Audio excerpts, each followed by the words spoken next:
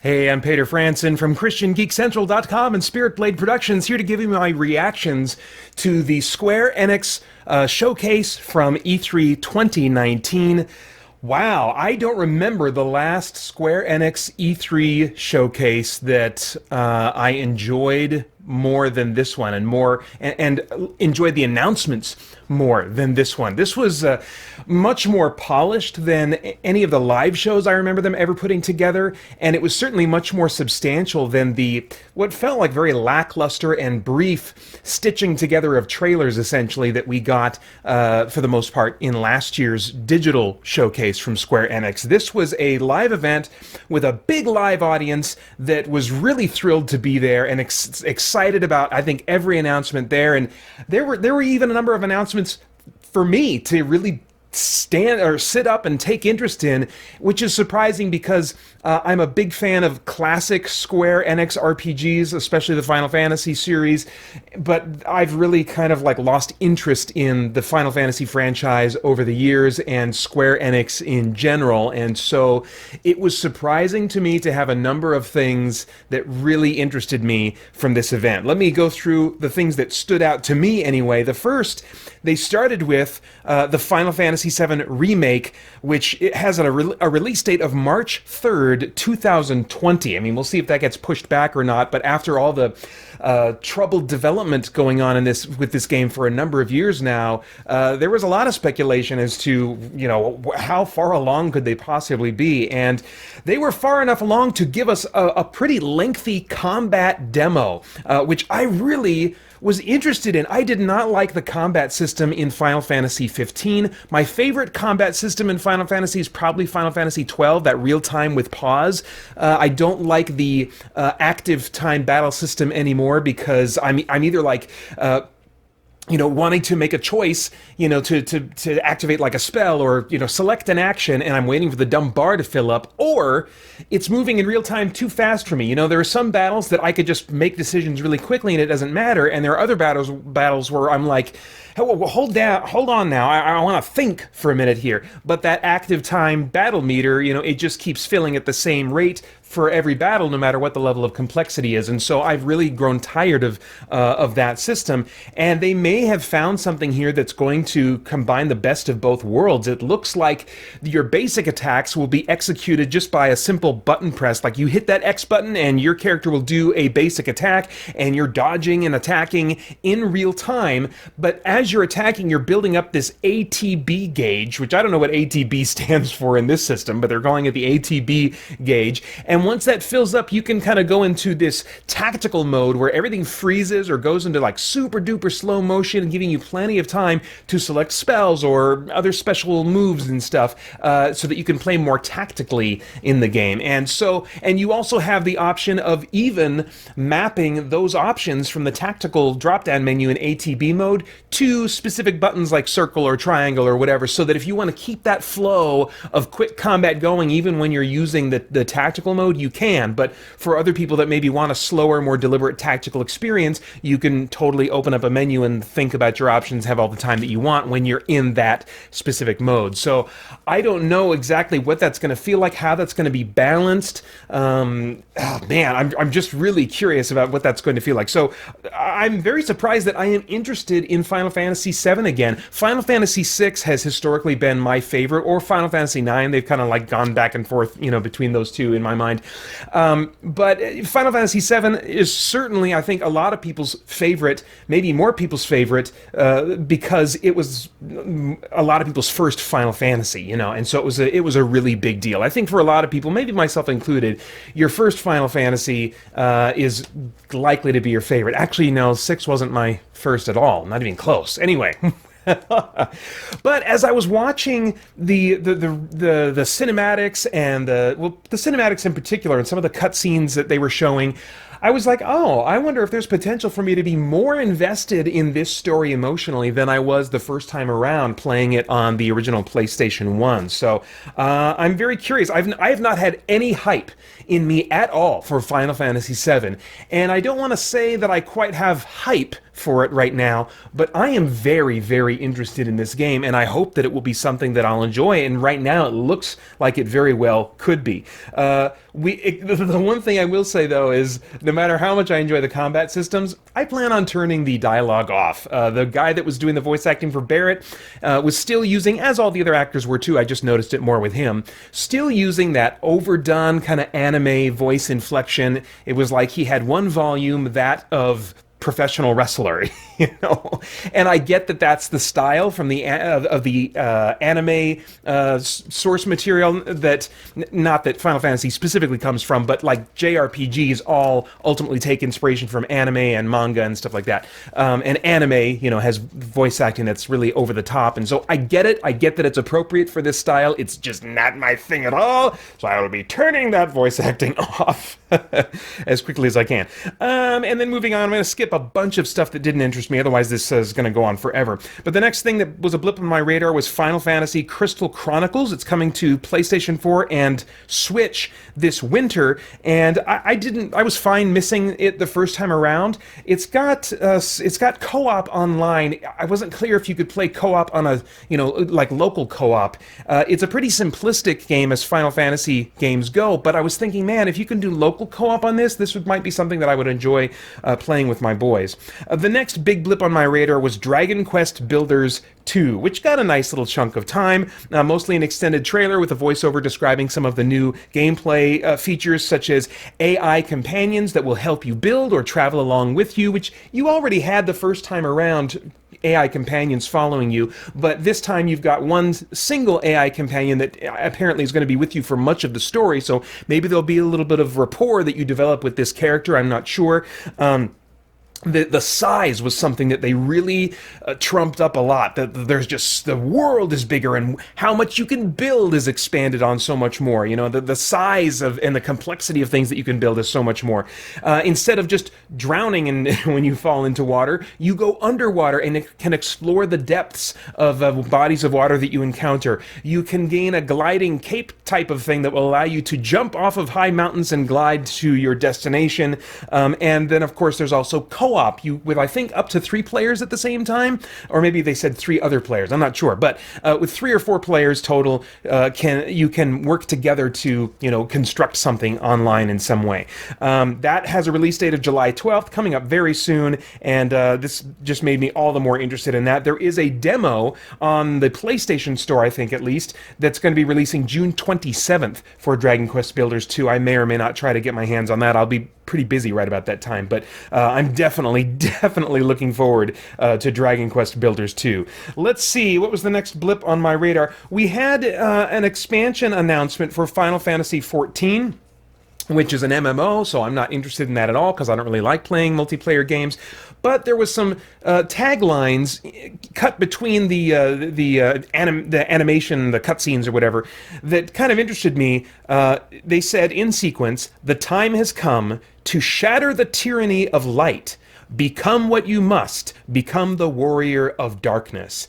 And, you know, this kind of like light treatment, no pun intended, for good and evil or light and darkness in the East is certainly something that's been around for a long time, the whole yin and yang thing, you know. This idea, and it's certainly seen in, excuse me, in Star Wars as well, where like even the Jedis who represent light and quote-unquote good have their flaws that are a part of their system and stuff like that. And the Sith, you know, even though they are evil, they're allowed to have emotions and passions that are good if not taken to the extreme, you know. And so this whole idea that, you know, that there's no true like good and no true evil is a really kind of a broken concept. It's always kind of like, you know, light isn't good, darkness isn't bad.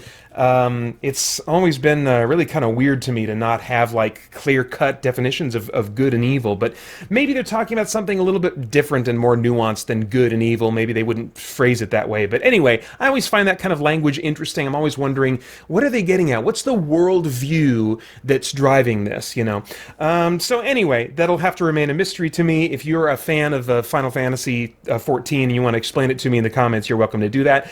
The next thing that caught my attention was War of the Visions, Final Fantasy Brave Exvius. Now, Final Fantasy Brave Exvius was released for mobile devices a while back, and it's a little bit closer to a traditional turn-based Final Fantasy, you know, classic experience. Has that very spritey look, you know, but with smoothed out edges, you know, of modern graphics. And they've basically announced that they're doubling down on the world of Brave Exvius and using that game and this new game, War of the Visions, as two pillars for what will be an expanding collection, I guess, of games that all take place in this world, similar to how they have made multiple games that take place in the world of Ivalice, Final Fantasy Tactics, and one or two or three or more, or Final Fantasy 12 also took place in Ivalice. So this is going to be another Final Fantasy world that they build upon with more and more games. I was really interested in the little snippet of gameplay that I saw. They had a bunch of stuff that didn't interest me about, like, the cultures and the governments and that are at war with each other and all their backgrounds, stuff like boring. And I can never keep track of all that political intrigue in, like, Final Fantasy 12 and in Final Fantasy Tactics. Doesn't interest me at all. But when they showed a little snippet of gameplay, it sure looked a lot like a Final Fantasy Tactics style of experience. And I was like, yeah, we need more of those games. Why aren't they making those games, you know, just churning those things out, you know? But unfortunately, this one is only coming to iOS and Android when it releases, and it's only said to be in development right now. So, and I found that business about it being on iOS and Android on Wikipedia, so maybe they are planning to bring it to consoles and PC as well. I don't know, but it looks like it's still really in early stages at this point. Hopefully it will get a release on consoles, because there's a good chance that I would buy it if they do. The next blip on my radar was Oninaki, which looks like a kind of top-down, not quite a Diablo type of game, but a top-down action RPG. What caught my interest more than the gameplay was the themes in this game. It's based heavily around the idea of reincarnation and how souls that, what did they say? Souls that, like, that grieve too much the loss of others, that's like a bad thing. You shouldn't grieve the loss of others. We should be willing to let them go and send them on to their next reincarnated life. And if you don't do that, then you'll kind of like curse your own soul or something, and then you'll need these people, these heroes, to come and do something to free up your soul so it can move on in reincarnation. I mean, it was really heavily, you know, entrenched in the concept of reincarnation. You play as these heroes that are on a quest to free people's souls to continue their journey in reincarnation. So thematically and to a degree gameplay-wise, because I do like, you know, a nice top-down pseudo-Diablo-style action RPG, but for both of those reasons, that one is definitely a blip on my radar. I'll be curious to see what more I learn about that as we get closer to its release. A really significant announcement for me, and I think for a number of other people that are big fans of this title in the Final Fantasy series, was that in 2019, on pretty much everything, we are getting a remastered version of Final Fantasy VIII, which, as I understand it, has been kind of held up in limbo, in re-release limbo, because of maybe some licensing, some music licensing related things. I'm not sure. But anyway, it's coming to pretty much everything sometime in 2019. That's just months from now. And gosh, there's a chance I'll buy it again, because even though it's not my favorite Final Fantasy game by any stretch, I liked the draw system. A lot of people don't like it, but I like the draw system where you essentially have to collect your spells by drawing them out of enemies as you fight them. So you can purposefully prolong combat in order to spend time drawing spells out of enemies, and then you take the spells that you get from enemies when you're out of combat and you combine them to make more powerful spells. And so it scratches that kind of looting itch, that looting and collecting itch and box checking itch from some of the games I've come to really enjoy over the years. And yeah, so it combines looting with the spell system. Anyway, but it looks like they're doing a nice job with the visual upgrade. I'll be curious to see what it looks like when you're navigating, when you're walking across the overworld, because last time I looked at that, it was really chunky looking. And then finally, they ended their event talking about, of course, the Avengers game that they've been working on under wraps for a while now. We got a big CG trailer that displayed, the core heroes that we've come to know from the Avengers movies. And I think after the way, no spoilers for Endgame, but after, the way that movie ended, I think that people will really enjoy playing as these particular core characters, about a year from now, which is when the game is coming out, May 15th, 2020. It's going to be playable both single and co-op. I can't remember if they said you could play couch co-op. I think it might have just been online co-op.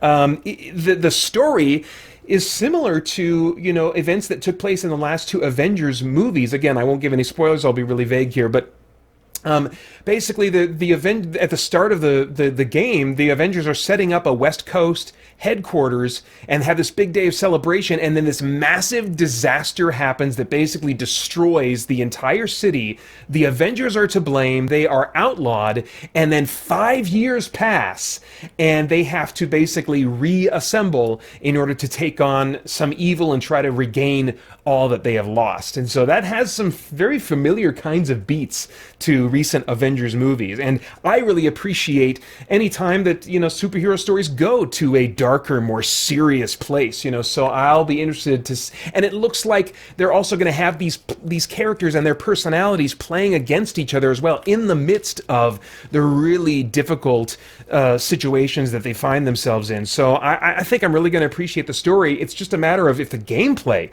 is going to be something I'm going to be able to do or not. I really have poor, I think, action gaming skills, and so I'm hoping that there's plenty of RPG mechanics for me to fall back on to grind my way to victory. Let's see here. They showed us the cast of voice actors, which if you follow that kind of thing, you'll definitely recognize some faces there. This is going to be a game that takes place over multiple years, and I think that they were implying not just the 5 years that pass in the game, but like multiple years of like player time with ongoing content being released for this game.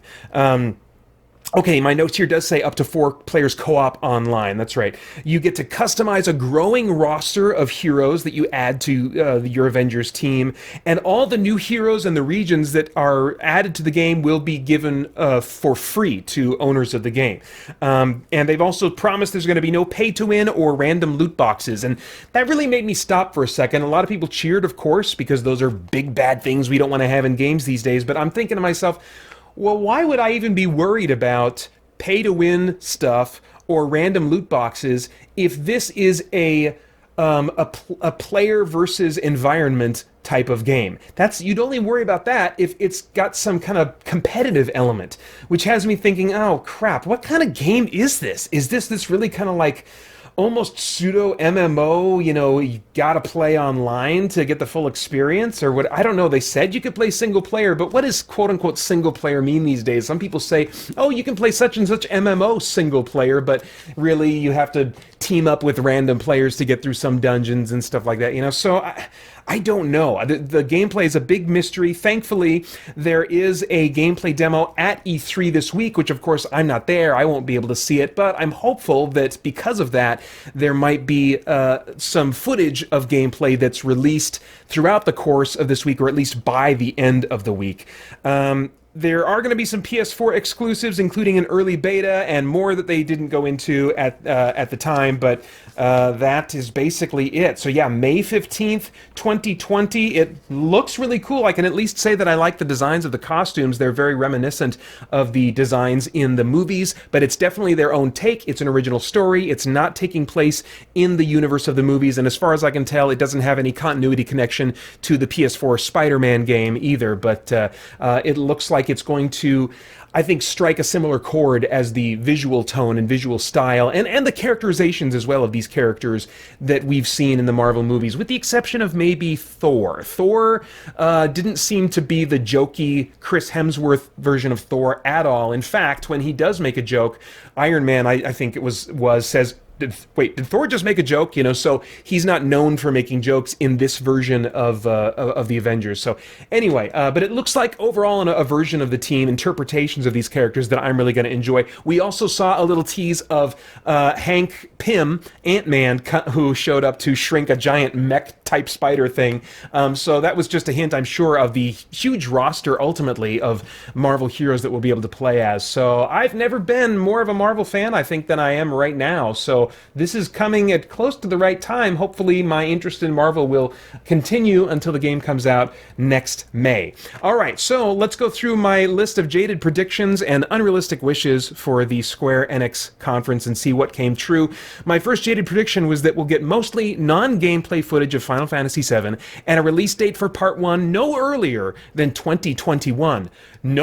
No, on I think all counts. We got lots of gameplay footage and a March 3rd, 2020 release date. I can't believe that I am suddenly really interested in a Final Fantasy game.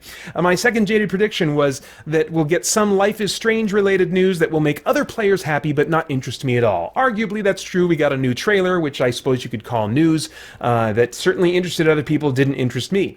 My next jaded prediction was that we'll get a generally out-of-touch, uninformative presentation, less than 25 minutes, with mostly visual aesthetics as the selling point for their titles. And that was really in reaction to last year's event, especially from Square Enix, and previous years as well. But no, I don't think that came true. This presentation was polished. I thought it was informative. It seemed to be clearly in touch, at least with the audience present at the event, and also in touch with some of my interests too, surprisingly. You could make an argument that there was too little gameplay in other games outside of Final Fantasy VII, especially with no gameplay of the Avengers at that press event, or fan event, or whatever, showcase, whatever it was. But there is that demo on the E3 floor, so we may see more before the end of the week. I hope that we do. And they had so many announcements for so many of their properties that I couldn't possibly cover here.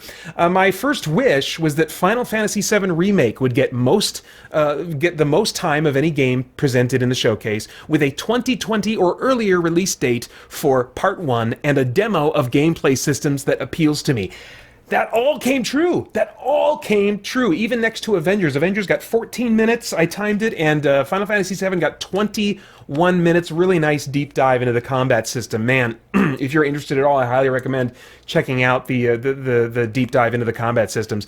My next wish was that some time would be given to Dragon Quest Builders 2, showcasing new features and getting me hyped for its July release. And that certainly came true. Even though a number of those systems I knew about before, the new features for Dragon Quest Builders 2, some I had forgotten about, and I was reminded. I was like, oh yeah, oh man, that's going to be cool. So absolutely that came true. Let's see what else. My next wish was that Tokyo RPG Factory, we'd get a new Tokyo RPG Factory game, because, hey, third time's the charm. I didn't really have any interest in the last two. Well, I played I Am Setsuna and lost interest, and I didn't even try Lost Sphere. Or some other cool PS4 news related to a classic Square RPG, and I think arguably that did come true because of Final Fantasy Crystal Chronicles. Well, I guess that wasn't news. I knew about that before the event, but I think I didn't know about it before I recorded my wishes, so we'll just say that yes, it came true. Oh, wait a minute! Classic Square RPG, of course, Final Fantasy VIII Remastered coming out. So yes, definitely got some news related to a classic Square RPGs. That was very cool. My final wish was that the Avengers game would get a deep dive and a 2019 release date. No, we didn't get either one of those things. All right, well, that's it for me from now. Still coming from me, though, this week will be my reactions to the PC Gaming Show, Devolver Digital's event, Limited Run Games event, the Kinda Funny Games Showcase, and Nintendo's Direct video presentation coming tomorrow morning, plus my favorite games and hidden gems of E3 near the end of this week. Finally, don't forget to check out Spirit Blade Legacy Edition. That's our free sci-fi fantasy audio drama that is available for you to listen to right now at youtube.com/ChristianGeekCentral. Thanks a lot. Bye-bye. I've created some new tiers for our Patreon. On top of many of our original perks, I've added Discord live events, spoiler chat videos, and more. You can get all the info at patreon.com/SpiritBladeProductions.